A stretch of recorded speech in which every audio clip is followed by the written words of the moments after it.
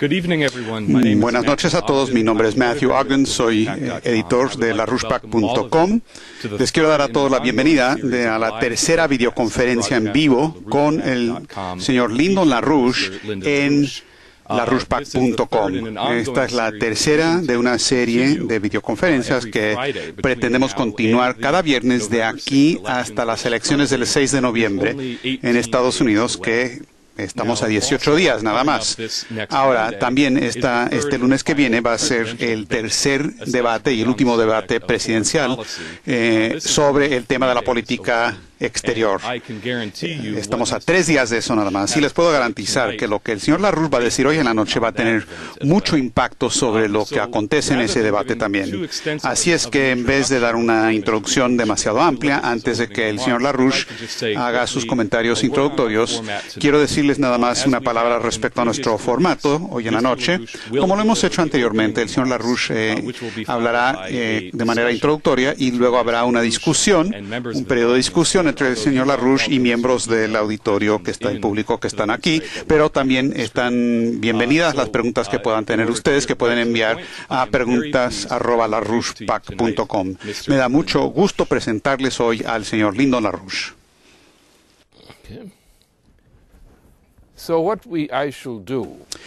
Muy bien, entonces lo que haré, dadas las circunstancias, es no solamente dirigirme a los problemas que enfrentan a la presidencia de Estados Unidos y a la nación hoy día, sino darles una idea de cómo empezó, cuándo empezó y cómo se desarrolló, para que entiendan no solamente que tenemos problemas. Yo creo que muchos de ustedes, la mayoría de ustedes saben que tenemos problemas muy graves. Tenemos, por ejemplo, a 27 millones de personas en Estados Unidos que son de la edad de trabajar, pero que están desesperados desempleado y no tienen esperanza alguna.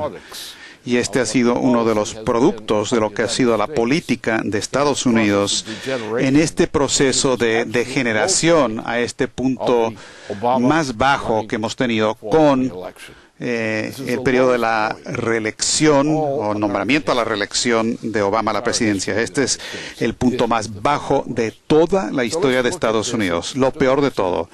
Así es que veamos esto simplemente en términos de los momentos sobresalientes de la historia reciente, cuando los problemas actuales verdaderamente comenzaron. Claro, comenzaron con la muerte de Franklin Delano Roosevelt, y ese es el antecedente de toda la historia, porque Franklin Roosevelt murió ya desgastado como persona. Una guerra que había sido prolongada por Winston Churchill por un año más de lo que era necesario, y murió desgastado Roosevelt. Tuvimos un vicepresidente que entró a la presidencia que tenía calificaciones nada más para el vicepresidente Harry Truman. Pero no pudimos deshacer de Truman, más que nada, por lo que pudo hacer Dwight Eisenhower, que nos sacó de una guerra fraudulenta a comienzos de los 1960, y luego seguimos bajo Eisenhower a mejorar un poco, pero el problema no se había resuelto en lo esencial. Lo que pasó después es que tuvimos un nuevo presidente, y un nuevo presidente que en realidad había sido patrocinado y guiado en cierto sentido por Eleanor Roosevelt, la viuda de Franklin Roosevelt. Y este fue Kennedy, John Fitzgerald Kennedy. Y Kennedy, muy asociado de manera cercana con su hermano Robert en esta empresa, nos llevó a un gran auge de reactivación económica, política y moral en base a principalmente lo que había hecho Eisenhower y lo que había hecho MacArthur y gente en Europa de la misma naturaleza.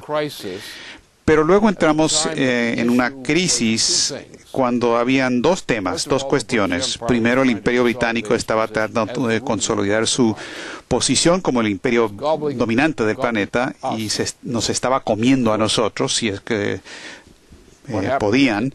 Pero lo que pasó es que eso se paró por un tiempo. Eso lo hizo Kennedy y con su ayuda, la ayuda del hermano. Pero luego la crisis que surgió, la crisis termonuclear, que lo manejaron muy bien y pasaron a tomar iniciativas magníficas, incluyendo la organización del programa espacial y un plan para el desarrollo de máquinas herramienta para fortalecer toda la economía de Estados Unidos. Pero luego mataron a Jack Kennedy. Fue asesinado y nadie quiso saber por qué o quién lo había hecho. Simplemente cerraron el tema. Nunca hubo una investigación de por qué y cómo fue asesinado Jack Kennedy. Pero algunos de los temas eran bien conocidos. ¿Por qué querían matar a Jack Kennedy? Bueno, algunas personas querían tener una guerra prolongada en Indochina. Y Jack dijo no. Querían eliminar todo el trabajo del diseño de máquinas herramienta y le dijeron no a Jack. Ya con su muerte, y luego lanzaron una guerra que realmente fue una guerra de unos 10 años de duración en Indochina, en Vietnam y la región aledaña. Luego tuvimos el asesinato de Kennedy, como les dije, y varios asesinatos, muchos asesinatos de figuras claves, incluido, bueno, podríamos pasar por la lista, pero hubo muchos asesinatos. Y el resultado con Robert Kennedy es que él estaba por lograr la nominación del Partido Demócrata a la presidencia de Estados Unidos para reemplazar a su hermano, y luego él fue asesinado en vísperas de que se le nombrara o nominado a la candidatura presidencial. Y eso también se encubrió. Luego entramos en un periodo donde la economía se empezó a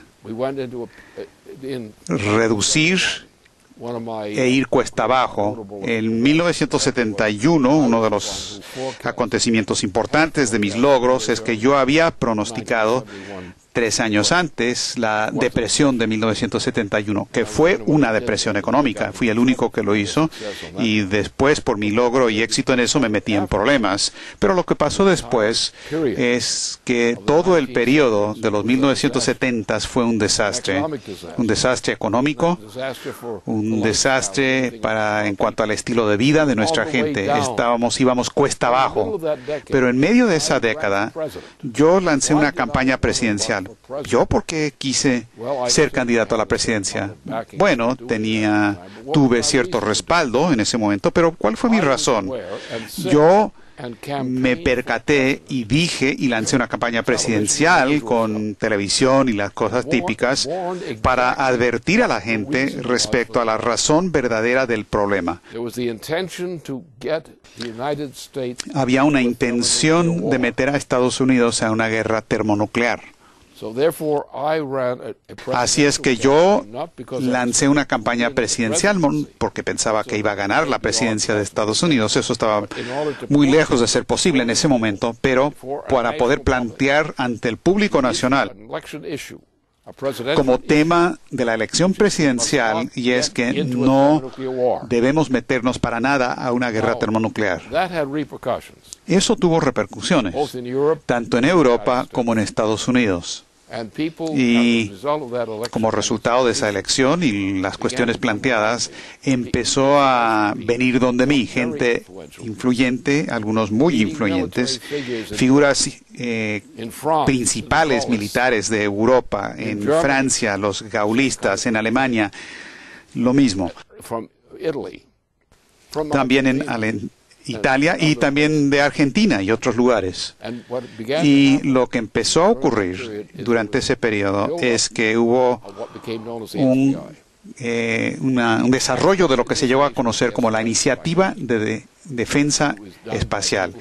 Yo inicié eso y junto con gente que era de la OSS y vinieron donde mí para decir, bueno, hagamos esto juntos.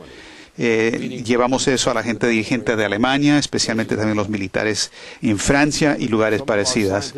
Luego, algunos de nuestra comunidad científica, como lo ejemplifican los mismos tipos de personas. Entonces, lo que pasó es que para 1983, yo había estado trabajando sobre esta cuestión, había logrado incorporar a algunos de los elementos importantes de la Unión Soviética dentro de esta operación, había atraído a otras personas y empezamos a construir un plan para lo que se llegó a conocer como la Iniciativa de Defensa Estratégica, y lo construimos en torno a Ronald Reagan. Él lo apoyaba plenamente, pero nosotros lo hicimos. Y me refiero a gente de la Unión Soviética que participó, y gente en todas nuestras instituciones con respaldo de los militares alemanes y líderes alemanes, aunque ya estaban en retiro, pero eran líderes franceses, los gaullistas, líderes en Italia. Y habíamos organizado esto y nos pusimos de acuerdo y acordamos en 1983 que íbamos a lanzar una iniciativa de defensa estratégica, porque la cuestión continua en todo este proceso, desde la gran bomba de Khrushchev en los 1950s, es que la capacidad de las armas termonucleares había crecido a tal punto que este era un peligro tangible, verdadero, respecto a la extinción de la especie humana. Y Reagan respaldó esa iniciativa. Él fue derrotado sobre ese tema y planteó el mismo tema para su segunda periodo presidencial, y después de eso dijo, esto va a ocurrir, tiene que ocurrir en algún momento. Esto era un reflejo del pensamiento de gente como Douglas MacArthur, el general MacArthur, que había sido un asesor clave para Kennedy, pero luego la oposición vino. Lo cerraron, lo clausuraron, no plenamente, pero básicamente lo que quería hacer en esta dirección, eso ocurrió. Y de ese momento en adelante, salvo con un pequeño elemento de Bill Clinton, pero desde entonces no ha habido liderato ni iniciativa de la presidencia de Estados Unidos para evitar una guerra termonuclear. Ahora estamos en un punto donde el estimado oficial de gente dirigente en Europa y otros lados es que Estados Unidos está por involucrarse ahora en una guerra mundial termonuclear, en la que Estados Unidos bajo Obama, y Obama es muy clave en esto, y otros están decididos y se están moviendo hacia una guerra termonuclear. La credibilidad de que podría ocurrir ahora es muy alta. Podría ocurrir en noviembre. Un buen día. Estos muy conocidos y le están haciendo caso a las cosas que ocurren con la gente del Estado Mayor Conjunto nuestro y otras partes del mundo. Algún buen día, los problemas en el Oriente Medio, con una situación repetida del 11 de septiembre, pero la situación del Oriente Medio comenzaría con un lanzamiento, amenaza de lanzamiento por parte de Estados Unidos de un ataque termonuclear en contra de Rusia, China, India y así por el estilo. Esto vendría principalmente de Estados Unidos, de la flota de submarinos de la clase Ohio y también de otras capacidades. Los británicos estarían involucrados oficialmente, la OTAN, o buena parte de la OTAN estaría involucrada, y todo en cuestión de más o menos 1 hora y media, la totalidad del planeta se vería sumida en una guerra termonuclear que significaría la extinción virtual del planeta. Y ese sería el resultado. Y es donde estamos en este momento. Es exactamente donde estamos. Y si se reeligiera a Obama como presidente, eso es lo que ocurriría, o probablemente ocurriría. Y cualquier persona con cualquier inteligencia política seria en el mundo hoy sabe que estamos al borde de un lanzamiento de una guerra termonuclear en 1 hora y media o menos. 2 olas de lanzamientos. La cantidad de armas que se lanzaría causaría un exterminio, casi un exterminio de la raza humana. Transformarían al planeta. Y esa pequeña broma de Khrushchev con su superbomba, pequeña superbomba, no fue nada. Es una pequeña advertencia de lo que puede ocurrir.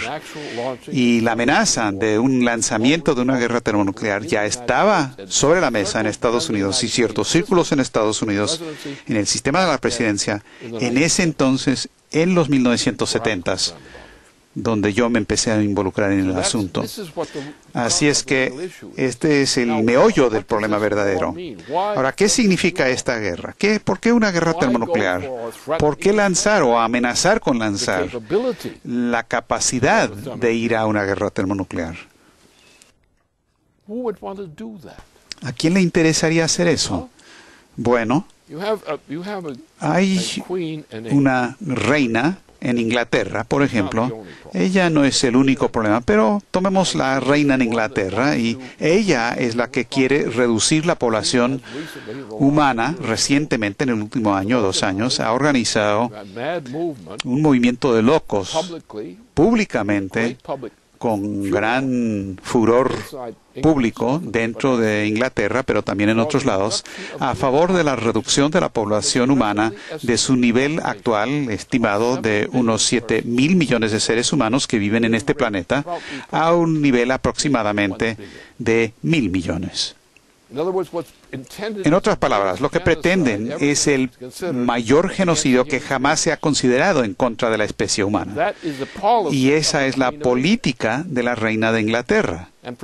Y supuestamente la de su ampón, que opera, creo, en Chicago, como asesor de Obama. Así que el punto es, el tema es, y todos los otros temas se olvidan. Tenemos 2 amenazas. Número 1, si no ocurre algo como una guerra termonuclear, la otra amenaza es el ritmo más grande de pobreza y muerte en el mundo, y el movimiento verde es la causa principal de eso, porque si no logramos involucrar las fuerzas productivas de todo el planeta, vamos a tener muerte y mortandad más grande de lo que jamás se hubieran imaginado. Si Obama se elige de nuevo como presidente, es probable que tan pronto como noviembre, o quizás un poco después, que Obama como presidente lanzaría guerra termonuclear. Porque él se impondría sobre el Estado Mayor Conjunto, los militares que han advertido que eso no se debe hacer, y gente en el mundo que esto no se puede permitir que ocurra. Porque ¿cuál es el argumento? Bueno, Obama fue creado por la monarquía británica.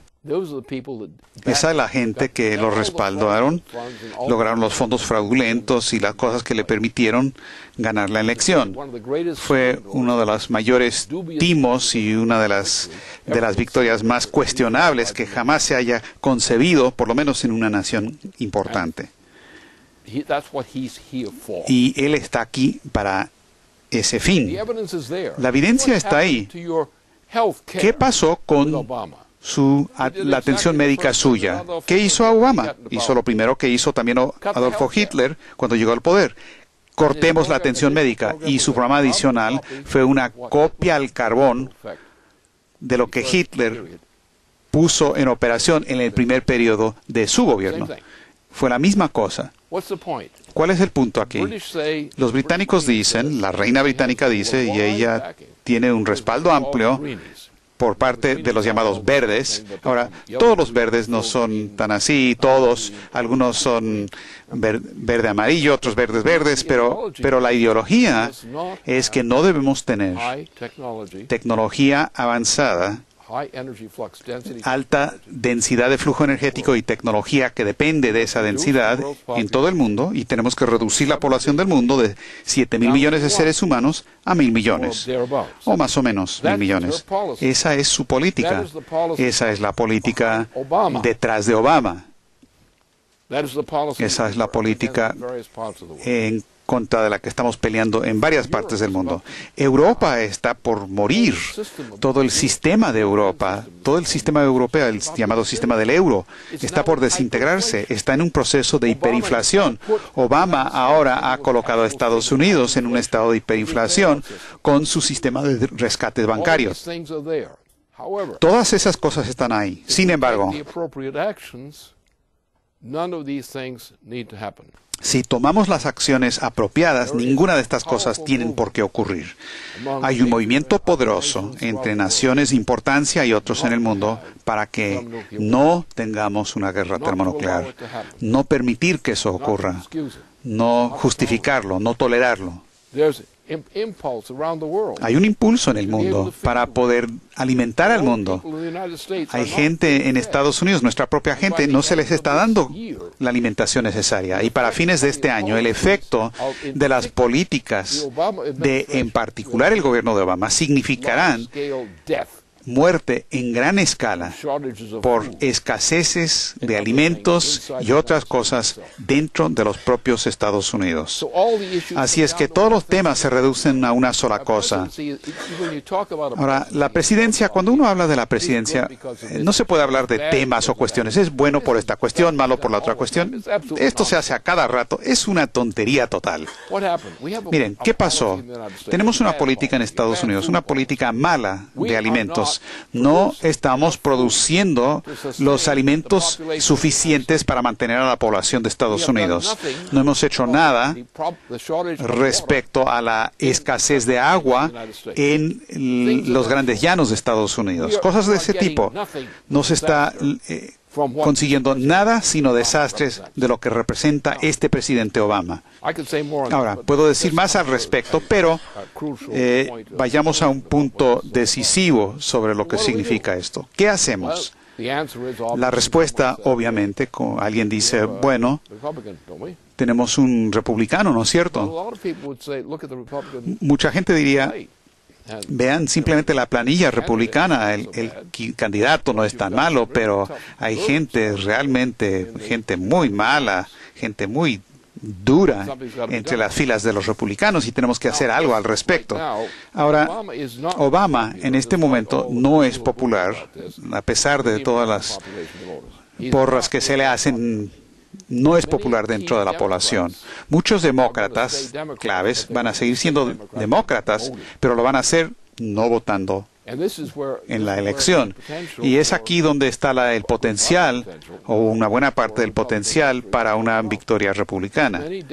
Muchos demócratas, en su conciencia, están absolutamente fastidiados, les da asco la política de Obama y ese es su gran problema. Él cuenta con todos los demócratas, pero no se dio cuenta de que muchos de ellos no van a votar por él. Como les digo, el Partido Republicano no es una proposición que yo recomendaría, pero supongamos que tenemos que escoger entre Obama y Romney. Y sí tenemos que deshacernos de Obama. Solamente gente estúpida o loca o gente ciega podrían votar por Obama de alguna manera. O gente amenazada o chantajeada. Nadie, honestamente, a sabiendas de todas las cuestiones, votaría por él. Pero la gente dice, bueno, pero ¿y los republicanos? Bueno, este es un problema, ¿no es cierto? Y mucha gente allá está tratando de masticar este problema. Están diciendo sí, pero. No es así de malo. Sí es malo, pero no es tan malo como para tener que votar por el republicano. Esa es la consigna ahora del Partido Demócrata, ¿no es cierto? Pero existe una solución para eso. Porque si pudiéramos inducir al liderato del Partido Demócrata y a otros a deshacerse de Obama, lo que pasaría es que los demócratas y ciertos tipos de republicanos inmediatamente irían a votar de ese lado y se encontrarían votando por el candidato republicano. Pero eso en sí no es tan malo, pero yo conozco algo respecto del Partido Republicano y conozco algunas cosas horrorosas. Cualquier presidente elegido como republicano va a tener un problemón con su base. Van a tratar de cortarle el pescuezo para que comas menos. Esta gente tiene ideas muy malas. Te van a querer degollar. El presidente no tiene el candidato presidencial republicano no tiene ese tipo de problema. Pero ¿cómo luego manejamos la situación del país. Si tenemos una victoria potencial de un candidato nominalmente republicano y la impotencia de los demócratas, que no tienen las agallas para votar para un hombre cuerdo. Y el republicano por lo menos es cuerdo. Tiene muchas debilidades, pero mucha gente tiene fallas que han...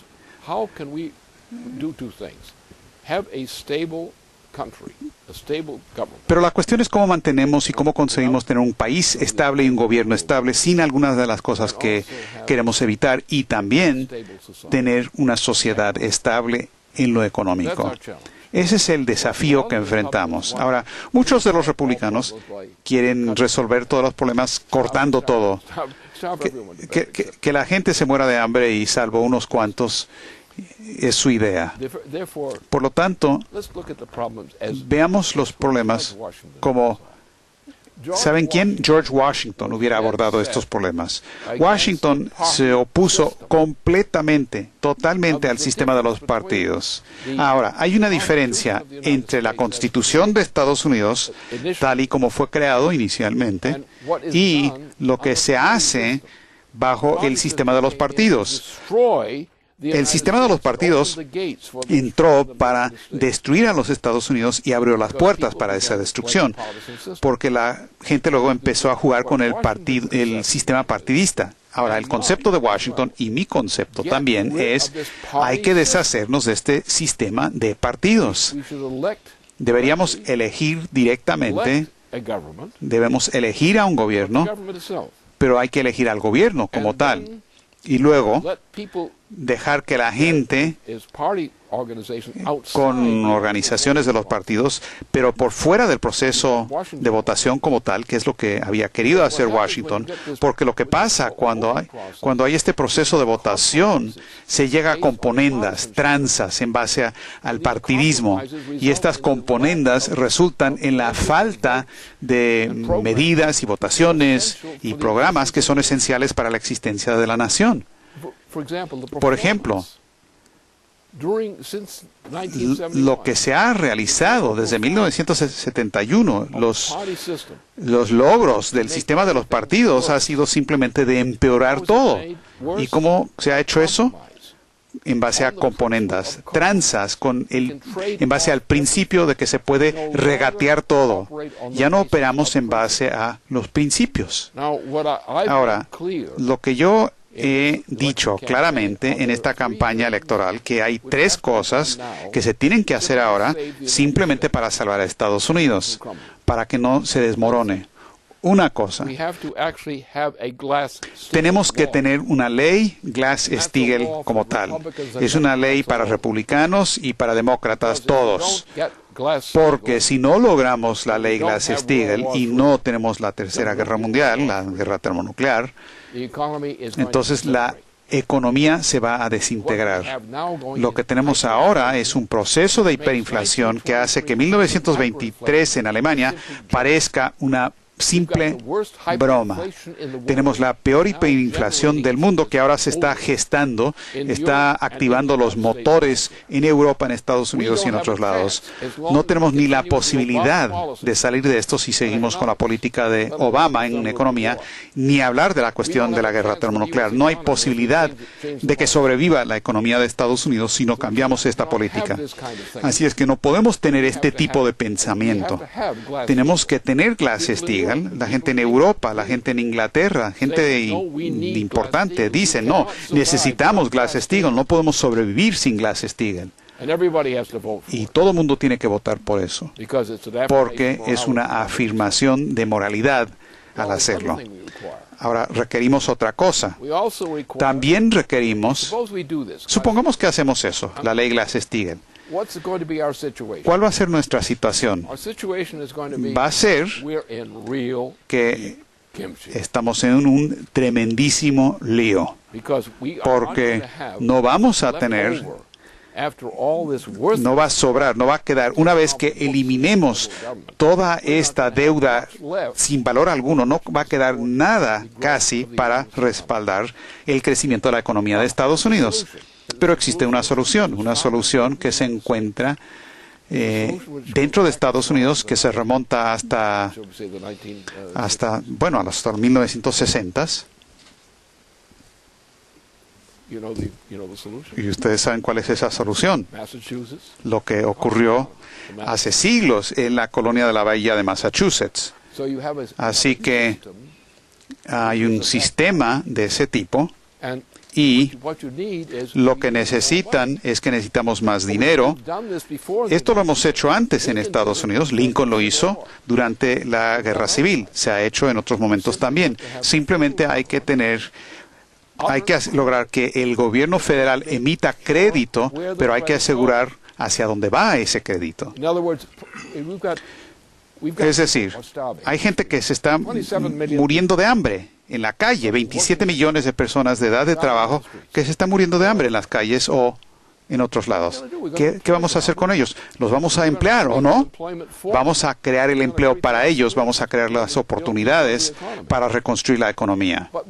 Pero no tenemos, nuestro sistema bancario no va a tener dinero verdadero para poder respaldar eso. Ajá. Entonces hay que regresar con lo que empezamos, un sistema de crédito. Restablecer el sistema de crédito de Estados Unidos americano. Así fue que Lincoln nos sacó del aprieto de la guerra civil con un sistema crediticio. Pero lo importante es asegurarse de que el crédito que usted crea se pueda redimir. Y por tanto, eso es lo que tenemos que hacer. Tenemos que imponer el sistema de Glass-Steagall. Eso elimina muchos problemas, pero no le da suficiente capital en el sistema para crear el tipo de crecimiento para bregar con el problema de 27 millones de estadounidenses que no tienen un empleo y que verdaderamente lo necesitan y califican para el empleo. Así que necesitamos 27 millones de plazas de trabajo. Lo necesitamos rápido y podemos hacerlo. Tenemos un proyecto que se llama el NAWAPA, que se diseñó para ponerse en práctica a mediados de los 50. Ese proyecto hidráulico aumentaría la cantidad de agua disponible para los Estados Unidos como 1,7%. O sea, no 1,7%, sino 1,7 veces. También tenemos todo el norte del país, que se extiende desde Missouri a otras partes. Tenemos donde teníamos la industria automotriz en un tiempo y industrias relacionadas donde la gente tiene todavía esas destrezas que sus familias habían tenido trabajando en esa industria. Ya no tenemos el tipo de empleo que se necesita para crear el tipo de productos que necesita la nación. Así que, al adoptar un sistema crediticio, una traducción estadounidense en un periodo anterior, al regresar a un sistema crediticio, en vez de un sistema monetario, podemos ir a los bancos legítimos, los bancos que operan bajo Glass-Steagall, ir a ellos como un gobierno federal y proponerles a ellos que ellos presenten junto con el gobierno programas que pueden calcular y podemos calcular una inversión. Así que el gobierno pudiera proporcionar el crédito para la creación de nuevas inversiones, para aumentar el monto de agua que necesitamos. Tenemos una escasez tremenda de agua y tenemos que corregirlo. Así que, ¿qué hacemos para que esto funcione? No podemos pensar en sistemas partidistas. Tenemos que pensar en el sistema americano, un sistema patriótico. En ese sentido, el problema no es grande. Porque si la gente se puede unir en torno a proporcionar remedios económicos que se necesitan de forma urgente en esta nación y en otras naciones en este momento, si podemos cumplir con esa necesidad, podemos reconstruir esta nación y en su estructura y en su visión moral. Podemos entrar en los detalles, pero va a tomar un poquito más de tiempo que el que tenemos disponible en ese momento. Pero sí hay un remedio a la mano que puede tomarse si las fuerzas de liderazgo en los Estados Unidos deciden hacerlo, y se puede hacer ya. Podemos acabar con Bernanke. He can go ease himself someplace Él se else. puede ir a hacer sus cosas en otra parte. What we need to do Lo que nosotros necesitamos es un sistema de Glass-Steagall que operar de forma estricta con Glass-Steagall y entender que para salvar la economía de Estados Unidos tenemos que imponer un sistema crediticio del tipo apropiado. Con eso podemos encontrar fácilmente, podemos escoger varios proyectos muy grandes para poner a la gente a trabajar nuevamente en trabajo de verdad, no simplemente trabajo por trabajar, sino trabajo de verdad para la gente que va a venir a trabajar, pero que van a aumentar sus capacidades, sus destrezas y van a aumentar las oportunidades para sus hijos. Y la forma que lo hicimos anteriormente, la forma en que lo hizo Franklin Roosevelt y sacó a Estados Unidos de una depresión, la forma que debía haberse continuado de Truman no haber dañado el asunto, lo que hizo John F. Kennedy. Podemos hacerlo nuevamente. Podemos hacer lo que otros dirigentes han hecho, hacerlo de esa forma. Así es que este es el problema. ¿Cómo lo vamos a resolver? En principio, tenemos que deshacernos de este partidismo de hueso colorado.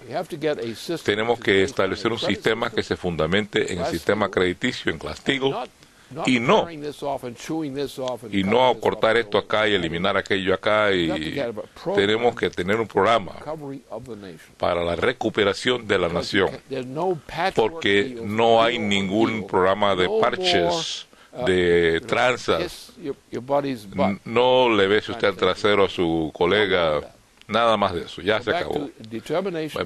Establezcamos qué es lo que tenemos en la nación, qué es lo que necesita la nación para cumplirle con las necesidades de su pueblo. Para resolver ese problema de los 27 millones de personas que están desempleados, que no tienen nada. Resolver el problema de los agricultores que están desapareciendo. Están produciendo los alimentos, pero no pueden producir más porque no se les permite.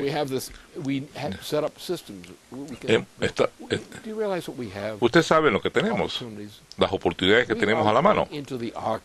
Nosotros podemos ir al Ártico. Vamos a entrar al Ártico. Esta es una de las cosas que podemos hacer, es muy importante que la hagamos. Y lo voy a explicar en otro momento. Pero lo que necesitamos hacer es tener ese sentido que tenía George Washington. No fue con la idea del sistema partidista como frenos y contrapesos. Acaben con esa tontería, esa enfermedad. Elijan a una presidencia, establezcan una presidencia. Y entonces junten a los partidos de afuera del proceso presidencial, incorpórenlos al proceso para que la influencia del pueblo sobre lo que pasa en la política, pero la diligencia no debe venir de este grupo partidista, debe escogerse por las necesidades y las oportunidades que tengan los Estados Unidos y otras naciones parecidas. Podemos empezar eso de una vez. Podemos empezar eso tan pronto saquemos a Obama de su cargo. Por supuesto, él pudiera quedar técnicamente allí hasta que lo saquemos por la puerta de la cocina, pero podemos resolverlo también. Primero, podemos asegurarnos de que no lo reelijan.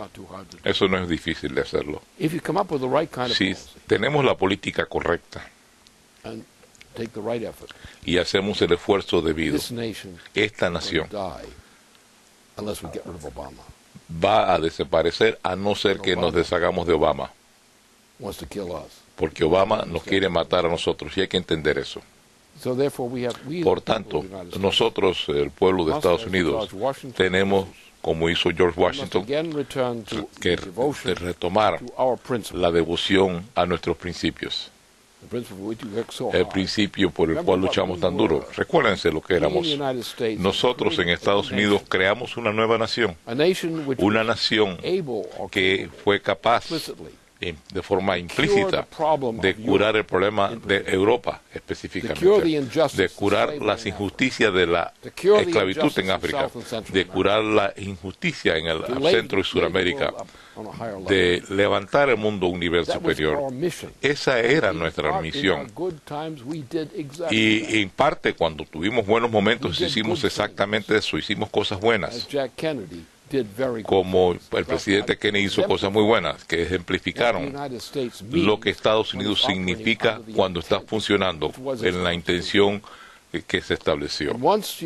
Una vez que uno obtiene estos demócratas disidentes que no van a votar por Obama y que van a aprovechar esta oportunidad para sacarlo del cargo en las elecciones, reincorpórelos. Y podemos reincorporarlo si regresamos con este tipo de reforma. Denle a esos demócratas, a los buenos demócratas, denle la alternativa de hacer algo bueno por su patria, que es lo que ellos quisieran hacer.